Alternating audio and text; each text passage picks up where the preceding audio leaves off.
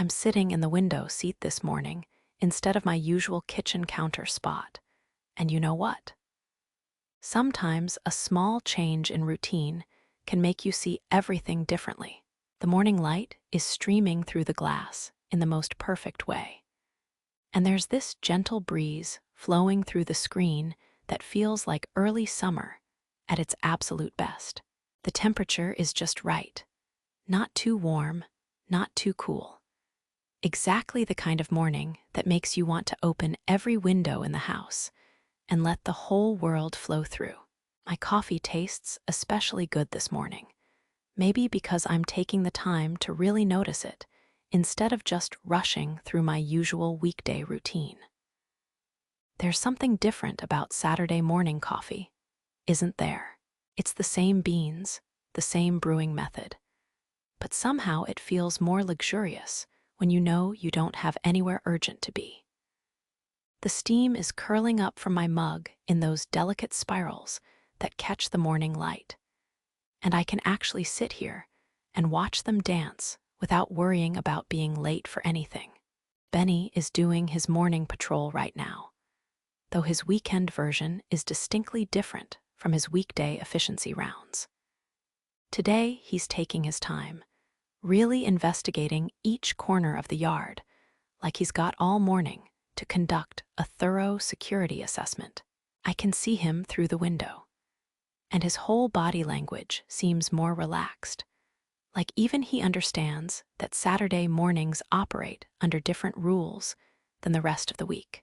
He's actually stopping to smell things properly, turning his head to catch different scents on the breeze, conducting what can only be described as a comprehensive olfactory survey of his territory. Muffin has claimed the sunny spot on the living room rug, stretched out in that perfect cat way that suggests she's planned to stay there for several hours. She appeared there sometime while I was making coffee, in that magical way cats have of materializing exactly where they want to be without any visible transition. Her whole posture radiates weekend contentment, like she's personally responsible for setting the peaceful tone for the entire day. Every few minutes, she adjusts her position slightly to follow the moving sunbeam, maintaining optimal comfort with the precision that only cats can achieve. You know how weekend mornings just feel different from the moment you wake up. There's this sense of possibility, like the day belongs to you in a way that weekdays never quite do. I find myself moving more slowly, paying attention to details I usually rush past, appreciating the simple luxury of having time to actually notice the world around me. The quality of light seems different, the air feels softer, even the sounds from the neighborhood have a more relaxed rhythm. I can hear Mrs. Chen working in her garden already, but it's not the quick morning inspection she does before work. This is the sound of someone settling in for a longer project, the methodical rhythm of serious gardening work. The gentle scraping of tools, the soft rustle of leaves being examined, the occasional satisfied murmur that suggests she's found exactly what she was looking for. This perfect weather has me thinking about my friends and what they're probably doing with their Saturday mornings. Elena is almost certainly deep into her weekend baking routine right now, and I can practically smell the amazing aromas that must be filling her house. Weekends are when she has the uninterrupted time for her more ambitious projects, especially with that July 15th wedding cake looming closer every week. The pressure must be building as the date approaches, though Elena being Elena, she's probably channeling that stress into even more creative experimentation. I imagine Elena in her garage kitchen setup, probably with Marco and Sophia pressed into service as taste testers and assistants. Saturday mornings would be when she tackles the really complex techniques, when she can afford to make mistakes and start over if necessary. Her sister Maria has probably already called at least once this morning with another helpful suggestion, which I'm sure Elena is handling with her usual mixture of appreciation and barely contained stress. Elena's voice gets a particular quality when she's trying to be grateful for advice, while simultaneously managing her own creative vision. Gerald, the sourdough starter, definitely gets extra attention on weekends too. I can picture Elena talking to him while she measures out his feeding, maybe explaining the weekend bread distribution schedule to her audience of one very patient sourdough colony. She's probably got neighbors lined up already, because everyone in her orbit has learned to expect something wonderful emerging from Elena's creative chaos every weekend. Gerald has apparently developed quite the personality over these months, and Elena swears he responds differently to various types of music and conversation. The community center baking classes Elena teaches are another weekend commitment. And this time of year, she's probably spending Saturday morning prep time developing new seasonal recipes or figuring out how to teach wedding cake techniques to amateur bakers. I wonder sometimes if she realizes how much her teaching helps her process her own stress about the big projects. There's something about explaining techniques to other people that clarifies your own understanding, forces you to break down complex processes into manageable steps. Elena's garage kitchen has become this amazing example of creative adaptation. What started as a temporary solution during the renovation has turned into proof that limitations can actually enhance creativity. She's producing better results with her makeshift setup than she ever did with a full kitchen, partly because the constraints force her to be more thoughtful about every step. The neighbors have started treating her garage like a neighborhood bakery, stopping by for impromptu consultations and always hoping to be offered samples of whatever she's currently perfecting. Dave, the contractor, might even show up today to work on Elena's kitchen renovation, though that's probably wishful thinking on my part. Weekends seem to be when he makes his most optimistic promises about completion dates, usually while standing in the midst of whatever creative destruction he's accomplished during the week. Elena has developed this remarkable patience with the whole process, partly because the garage setup is working so well and partly because she's learned that creative projects rarely follow anyone's timeline except their own. This gorgeous weather is definitely perfect for outdoor work, which means Marcus is almost certainly elbow deep in his Toyota restoration project right about now.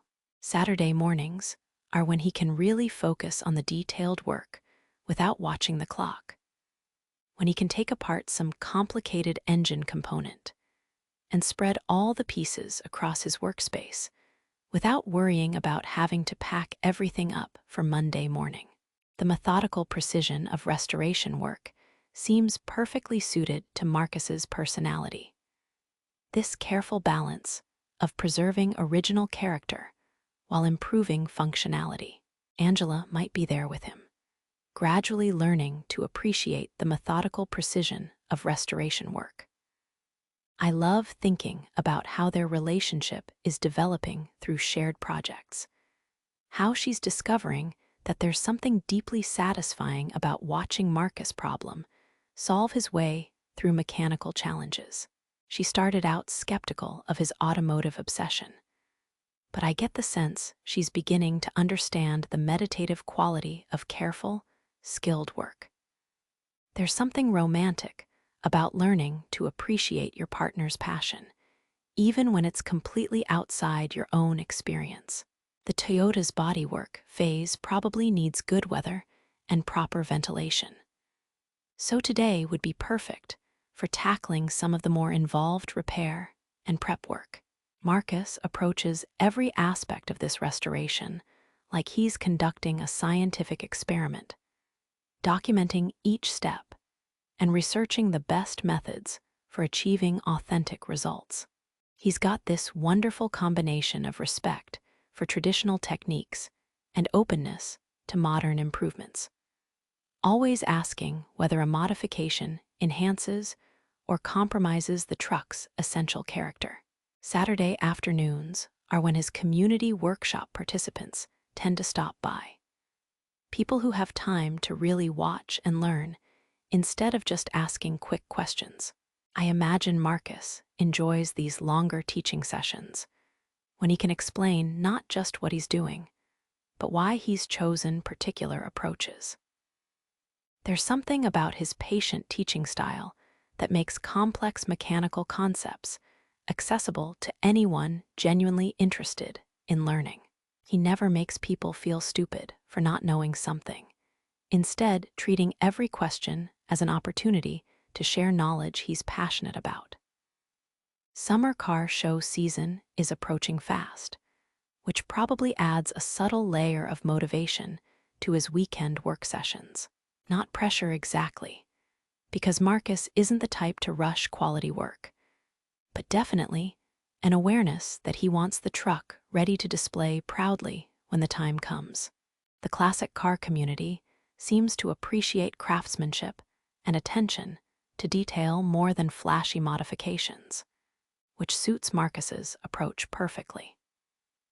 The community connections he's building through these weekend workshop sessions seem to be creating exactly the kind of neighborhood relationships that make everyone's life richer. People are learning practical skills, while Marcus gets to share his expertise and passion. And everyone benefits from the informal network of mutual support that naturally develops around shared interests. It's the kind of community building that happens organically when people with knowledge are generous about sharing it. I should probably get up and refresh my coffee, but honestly, this window seat situation is almost too comfortable to abandon. The breeze is still perfect, carrying hints of Mrs. Chen's garden, along with the general sweetness of early summer morning air. I can see her in her rose garden, conducting what looks like a more extensive weekend project than her usual weekday maintenance routine. She's got pruning shears and what looks like a small notebook, probably documenting bloom cycles or planning her next round of plantings. Mrs. Chen's weekend garden work always seems more ambitious and comprehensive than her weekday attention. Today, she's examining individual roses with the focused attention of someone who really understands what she's looking at, making notes about things that are invisible to my untrained eye. Her roses are absolutely spectacular right now, full of buds that are just starting to unfurl into what promises to be an incredible display over the next few weeks. The climbing roses along her fence are covered in these tight buds that look ready to burst into bloom any day now. There's something inspiring about watching her methodical approach to gardening excellence. She seems to understand intuitively that weekend time allows for deeper engagement with long-term projects, while weekday garden visits are more about maintenance and basic care. I keep meaning to ask her advice about expanding my own herb garden, but somehow the moment never feels quite right for interrupting her focused work. Maybe one of these Saturday mornings, I'll work up the courage to approach the fence and ask for guidance. This perfect Saturday weather probably has Sarah planning to spend extra time at her pottery workshop today. Weekend sessions allow for more ambitious projects and longer learning periods, when she doesn't have to worry about getting to work on time or fitting everything into abbreviated lunch break schedules. Sarah's pottery obsession has been fascinating to watch develop. The way she's gone from tentative beginner to someone genuinely confident in her creative abilities. She's been working on that matching dinnerware set for several weeks now, and Saturday workshops would give her the uninterrupted time needed for the kind of detailed work that requires sustained concentration. I can picture her at the pottery wheel, completely absorbed in the challenge of creating pieces that coordinate while still expressing her developing personal style. There's something about the pottery process that seems to require both technical precision and creative intuition, exactly the kind of challenge that brings out Sarah's best qualities. The weekend pottery community is probably quite different from weekday classes too. People have more time to really connect with each other, to share techniques, and offer encouragement for ambitious projects. Sarah mentioned that some of her classmates have become genuine friends, and weekend workshops are probably when those relationships really develop beyond casual classroom interactions. Creative communities have this wonderful way of bringing together people who might never meet otherwise, connected by shared passion rather than circumstance. Miguel, the pottery instructor, probably saves his more advanced demonstrations for weekend sessions, when students have time to really absorb complex techniques without rushing off to other commitments. Sarah's descriptions of Miguel's teaching style suggest someone who understands that learning happens at different paces for different people, who creates space for both technical instruction and creative exploration. Duchess, the cat, has undoubtedly adapted to Sarah's weekend pottery schedule by now. I imagine Saturday mornings find Duchess supervising apartment activities with that particular cat authority, probably claiming whatever sunny spot offers the best view of Sarah's preparation routine. Cats are remarkably good at adapting to their humans' weekend rhythms while maintaining their own standards of comfort and attention. Duchess probably has specific opinions about pottery days, possibly involving extra attention as compensation for Sarah's eventual absence. The farmer's market connection with Kevin probably continues on weekend mornings too, though now it's less about initial conversation and more about developing whatever relationship is growing between them. Saturday morning market visits might include more leisurely conversations about seasonal produce and maybe coffee afterward, the kind of getting to know each other that requires time and relaxed pacing. I wonder if Kevin saves special varieties or particularly beautiful produce for Sarah, the kind of thoughtful attention that suggests interest beyond casual customer service. Sarah's pottery success seems to be affecting her confidence in other areas of life too, which is fascinating to observe from a distance. Creative achievement has this wonderful way of building general self-assurance, and I suspect her weekend pottery workshops are contributing to positive changes in how she approaches challenges throughout her life. When you discover you can master something as complex as pottery, it changes your relationship with difficulty in general. The Mrs. Patterson situation is probably still weighing on Sarah's mind, especially on weekends when she has more time to think about family responsibilities and complicated decisions. Weekend apartment time might be when she's processing what role she wants to play in her grandmother's care decisions, balancing love and practical limitations. These kinds of family situations don't have clear solutions, and I imagine Sarah is learning to live with uncertainty while staying open to whatever develops. I'm definitely going to need to get up and move around soon, but this window seat morning is too perfect to rush through. The coffee is still warm, the breeze is still gentle, and I'm starting to feel that comfortable Saturday morning energy that comes from having nowhere urgent to be. Benny has completed his initial security assessment and is now conducting what appears to be a secondary inspection of the herb garden, probably checking for any overnight developments that might require his attention. The light is shifting slightly as morning progresses, creating different patterns on the floor where Muffin has positioned herself. She's clearly established this as her territory for the duration, occasionally lifting her head to assess whether anything requires her immediate attention before settling back into her perfectly arranged pose. The way she's positioned suggests she plans to follow the sunbeam as it moves across the room, maintaining optimal warmth without having to relocate unnecessarily. Michelle is probably out right now with her camera, taking advantage of this gorgeous morning light for one of her weekend photography walks. Saturday mornings offer different possibilities for capturing community life. When people are more relaxed and outdoor activities are happening at a more leisurely pace.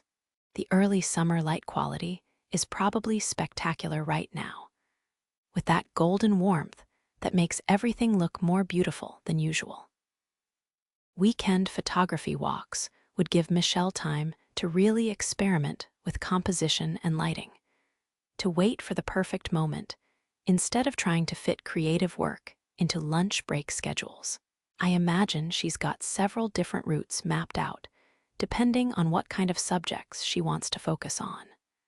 From neighborhood gardens to community activities to the changing light patterns on familiar buildings. Photography requires this wonderful combination of technical knowledge and patient observation, skills that weekend time allows her to develop more fully. Her office mural project is probably getting weekend design attention too, when she has uninterrupted time to work on color schemes and layout planning without workplace distractions. Michelle strikes me as someone who does her most creative thinking during quiet weekend mornings, when she can spread out materials and really explore possibilities. The mural project has become this amazing example of how one person's vision can transform an entire environment, creating beauty and community connection where none existed before. The photography wellness program she's been developing for our office has been such a success that I imagine she spends weekend time processing participant feedback and planning new workshop approaches. There's something about Michelle's teaching style that makes people feel safe to explore creative expression, even those who never considered themselves artistic. She has this gift for meeting people where they are and helping them discover capabilities they didn't know they possessed. Her community connections through photography seem to be expanding in interesting directions too.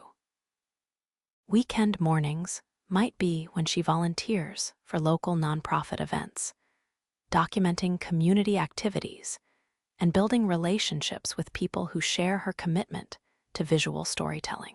Photography can be this wonderful bridge between different communities, creating connections through shared appreciation for beauty and meaningful documentation.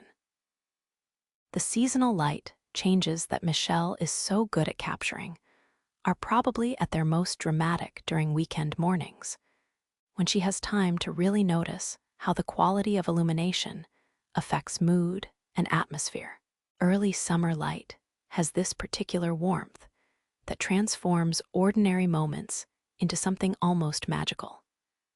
And Michelle seems to have an intuitive understanding of how to capture that transformation.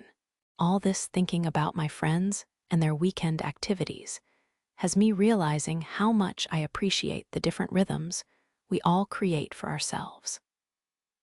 There's something beautiful about the way each person shapes their free time around their passions and priorities, creating weekly patterns that reflect their deepest interests and values.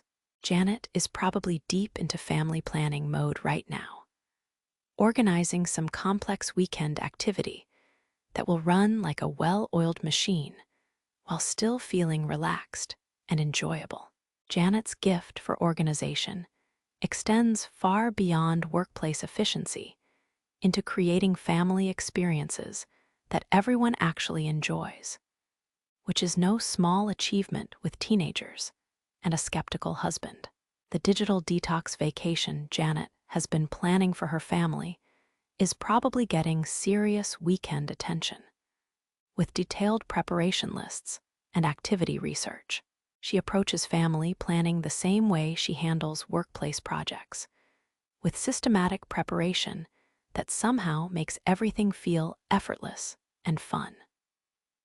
I imagine she's got backup plans for weather contingencies, alternative activities for different energy levels, and strategies for managing everyone's initial resistance to disconnecting from technology.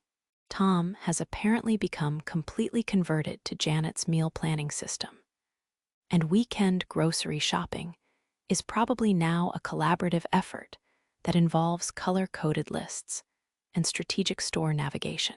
I love imagining how Janet's organizational skills have transformed even routine family activities into opportunities for connection and efficiency.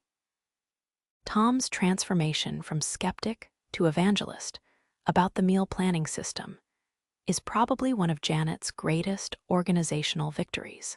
Rachel's college application timeline is probably getting weekend family meeting attention too, with Janet helping coordinate campus visits and application deadlines without making the whole process feel overwhelming. There's something about Janet's approach to complex planning that makes enormous projects feel manageable and even exciting. She probably has charts and timelines and backup strategies, all organized in ways that support Rachel's autonomy while ensuring nothing important gets overlooked. The home organization business Janet has been developing is probably getting weekend client consultations. When people have time for comprehensive planning sessions and implementation discussions. Her reputation for creating sustainable organizational systems seems to be growing faster than she can keep up with, which creates this interesting challenge of managing her own time while helping other people manage theirs. Saturday afternoon family time at Janet's house probably includes some version of their famous meal planning meetings, where everyone contributes ideas while Janet coordinates the practical details. The balance she's created between structure and spontaneity seems to be working beautifully for her family, giving everyone a voice in planning while ensuring that practical considerations get addressed. I'm starting to feel restless in the best possible way. Like this perfect Saturday morning is calling me to do something more active than just sitting here thinking about everyone else's weekend activities. Maybe I'll take a walk around the neighborhood, see what other people are doing with this gorgeous weather. The air outside sounds perfect for wandering, with that gentle warmth that makes you want to be outdoors without any particular destination in mind. David is probably settled into his weekend writing routine right now, with several hours of uninterrupted time to work on his novel. Weekend writing sessions would give him the sustained concentration needed for tackling complex character development and plot progression without workplace interruptions. David's dedication to his writing project has been inspiring to watch. The way he's maintained momentum even when the creative process gets challenging. His relationship with Emma seems to be developing beautifully, and weekend time together probably includes a nice balance of David's literary pursuits and Emma's travel planning interests. They seem to be finding ways to support each other's passions while building shared experiences, which is such a lovely foundation for a deepening relationship. Emma's teaching background probably gives her good insights into David's writing workshops, while his literary community connections might introduce her to new perspectives on education and storytelling.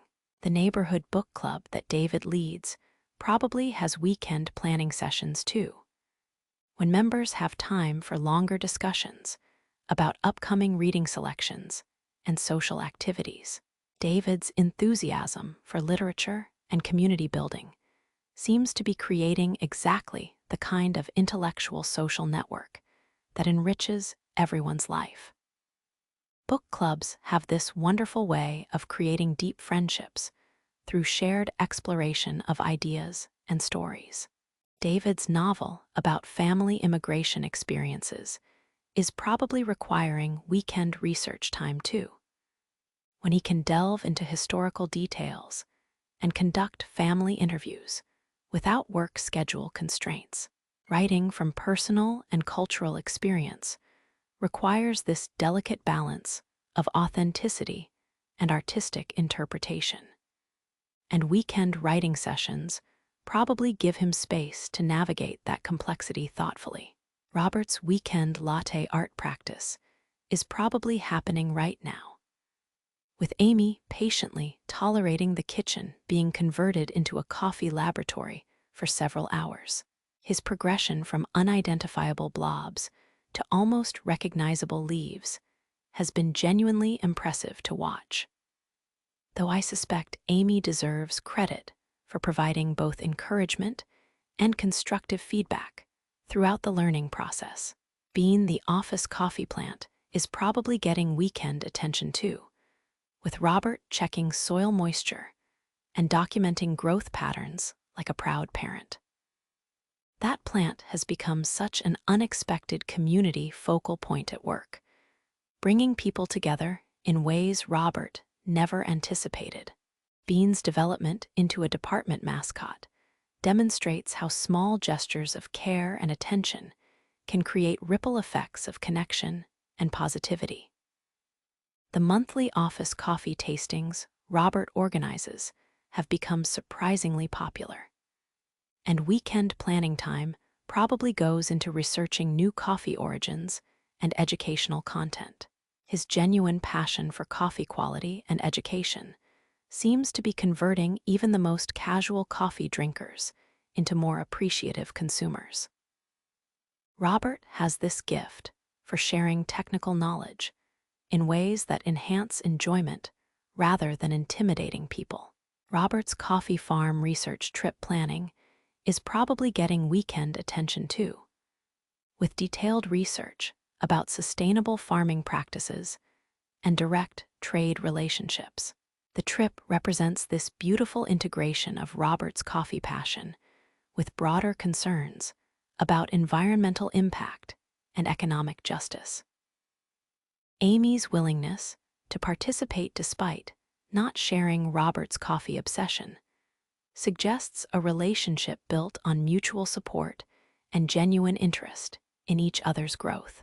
Benny has completed his security assessment and is now conducting what appears to be a secondary inspection of the herb garden, probably checking for any overnight developments that might require his attention. His weekend patrol schedule includes more thorough investigation time, which he seems to genuinely enjoy. There's something endearing about the way he takes his self-appointed responsibilities so seriously, while maintaining that optimistic corgi enthusiasm. The afternoon is starting to feel like it's settling into that perfect weekend pace, where time moves differently and everything feels more relaxed and expansive. I think I'll make myself some lunch and then maybe spend time outside, appreciating this gorgeous weather while it lasts. The quality of light is shifting toward that golden afternoon warmth that makes everything look more beautiful and inviting. There's something deeply satisfying about knowing that all my friends are having their own perfect Saturday experiences, each pursuing their passions and building their relationships in ways that make their lives richer and more meaningful. Weekend time has this wonderful quality of allowing people to be more fully themselves, to engage with the activities and people that matter most to them without the constraints and distractions of weekday obligations. This kind of community awareness, knowing that everyone around you is creating their own version of a fulfilling life, makes even simple Saturday mornings feel connected to something larger and more significant. We're all part of this informal network of mutual support and shared experience, even when we're not directly interacting. The knowledge that Elena is perfecting her cake techniques while Marcus works on his restoration, while Sarah explores her creativity, creates this sense of parallel purpose and shared commitment to growth and excellence. The pets seem to understand weekend rhythms too, adapting their behavior to match the more relaxed pace and extended time for attention and play. Muffin has maintained her strategic position throughout my entire morning reflection, occasionally adjusting her pose, but never abandoning her claim to the sunny spot. Benny's patrol patterns are more thorough, but also more playful, with time for extended investigation of interesting scents and sounds. I'm feeling grateful for this perfect weather, for the luxury of weekend time, and for the wonderful community of friends who make every day more interesting and meaningful. Sometimes the best Saturday mornings are the ones spent quietly appreciating all the good things that make life worth living, taking inventory of the relationships and experiences that create contentment and connection. The breeze is still flowing through the window, carrying scents and sounds that suggest a neighborhood full of people enjoying their Saturday freedom in their own particular ways. Mrs. Chen's garden work continues with that methodical patience. Marcus is probably making progress on some intricate restoration detail. Elena is creating something delicious while managing creative challenges. And everyone is finding their own way to make the most of this beautiful day. Maybe I'll finally get up and join them all in making something positive and meaningful out of this perfect Saturday morning.